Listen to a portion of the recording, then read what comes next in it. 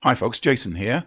I've had a couple of requests to do a video looking at how to create glass to import into Unreal Engine. Now I've got a little video here that I'm going to do where I'm going to show you how to sort of do that. It's relatively straightforward, but it does rely more heavily on Unreal Engine than it does on anything that you're importing. So as you can see here, I've sort of created these sort of slabs of glass. Again, I've got they're made from a model that I created in 3D Coat, and I put some normals in there. You can see there I've got some like sort of cracks in there. The cool thing is though, it's created like a sort of lens refraction, so it will actually distort things within on the other side. So it's very, very cool for that. You could make it completely plain, that's fine in and of itself, but if you wanted to make something like old glass, it's very, very handy for that.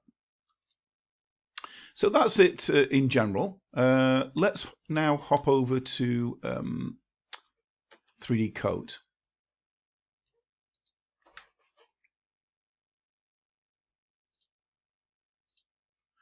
So as I mentioned, I created this model,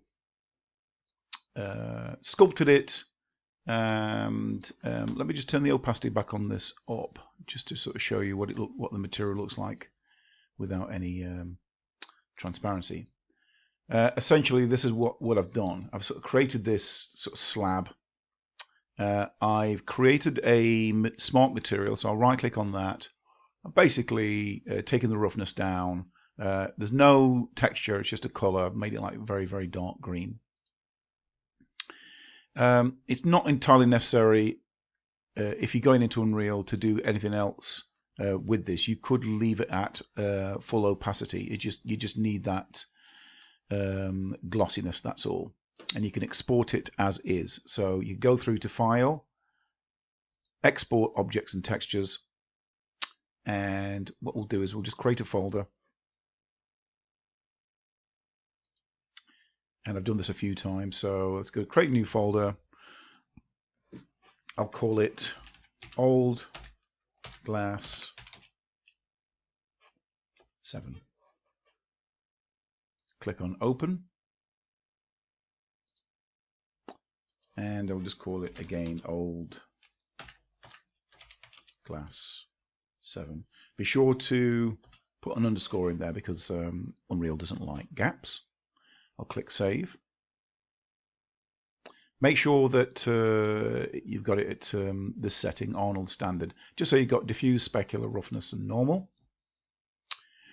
Click OK, and then it'll just save the files out. So as I said before, don't worry about the fact that you can't see through it, because the magic happens inside of Unreal. So let's go back to Unreal, and we'll go back to our project. Now,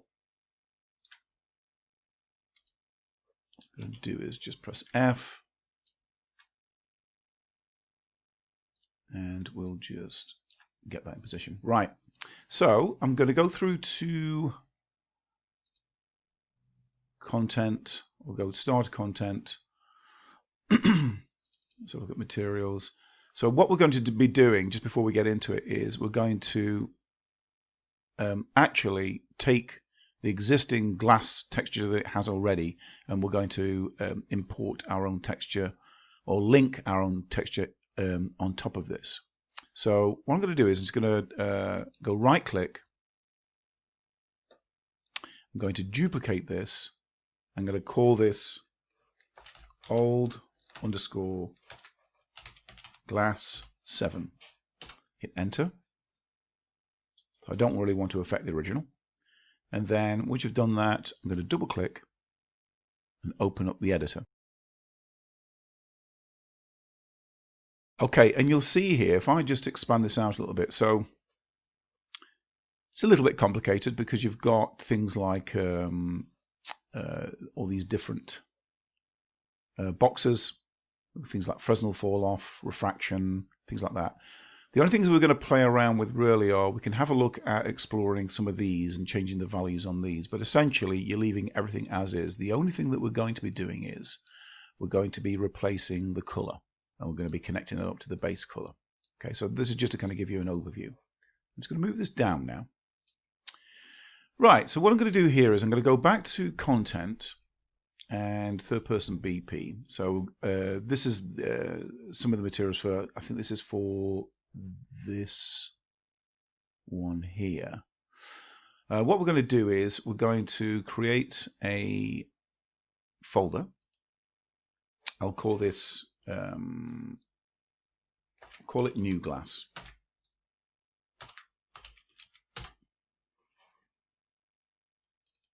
Double click, and we're going to go and import our files now. So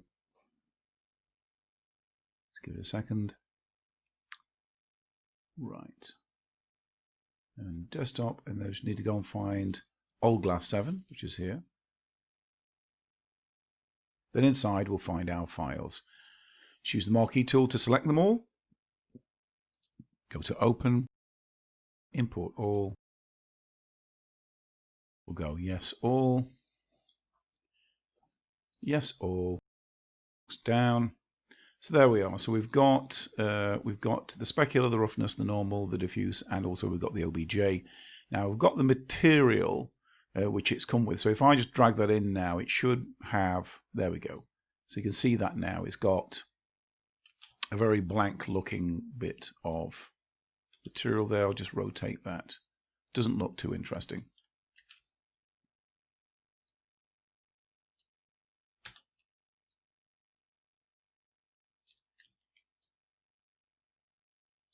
Okay, but we are going to remedy that. Right, so I might just bring that in a little bit there. Right. So what we're going to do is we're going to take this diffuse here that we've got and the normal, and we're going to attach that to the material for the glass. So I'm going to bring the old glass 7 that we created or duplicated. What I'm going to do is with the texture there, I'm going to hold down Control and click on this link to break it. Okay, so that's now broken. And now what we need to do is need to take our old glass diffuse, bring that in, drop that in situ, like so. We're not seeing anything at the moment because it'll need to compile. Next, what we're going to do is we're going to change this to a parameter. You can see here it says param. So I'm going to go right click and I'm going to go convert to parameter. There we go, like so. And you can name it if you want. You can give it a name. That up to the base color. We'll leave the specular roughness and opacity. The only other thing we need to do is just connect up the normal, because that will give us our shape.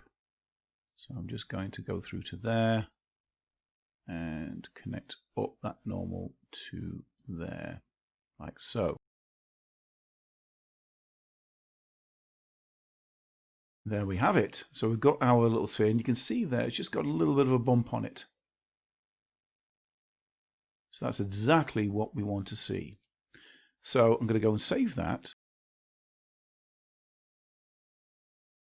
Okay, and what we'll do now is going to go back through to content, through to start content.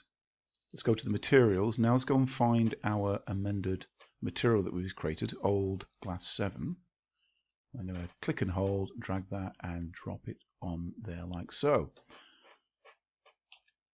All looking good. Let's just go and have a look now. I'm going to go and hit play.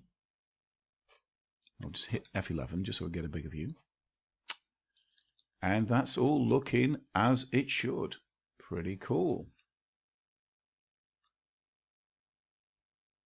Now you'll notice though that compared to the ones at the back there, it hasn't got that same kind of icy glossiness. Now it may be that you'll be quite so happy with this as it stands, and that will be exactly what you're looking for, and it's not that dissimilar to the glass that you'll find in the existing material.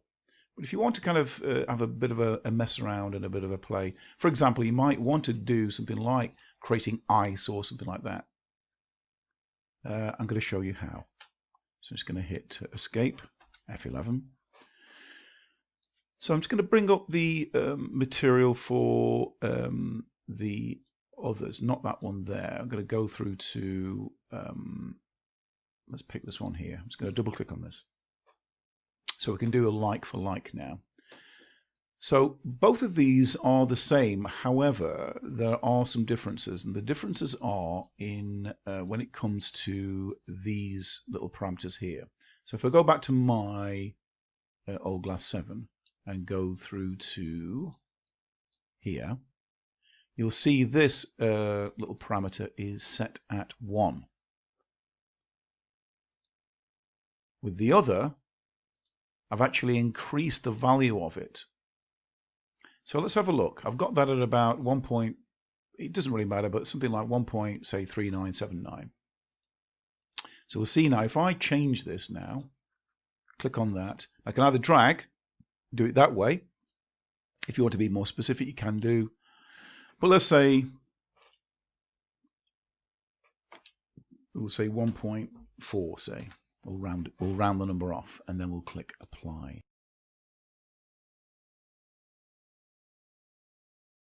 And there we have it. So you can definitely see a difference now with it. If I just go save, and we'll go back into our scene, you can see now it's got a lot more iciness that's going on. So it just gives it that a bit more kind of reflectivity. Now we're getting like a bit of sort of a strange kind of reflection. It's quite sort of surreal. It's like a reflection where it's looking from behind, but you can play around with the numbers there, so that doesn't occur that much. And there we have it. So hope you found this video useful, folks, and of course if you've got any questions, be sure to send them to me, and of course if you're watching this on YouTube, be sure to give me a like, comment, subscribe, and that's it. And until next time, folks, I'll see you in the next video. Thanks for watching. Bye for now.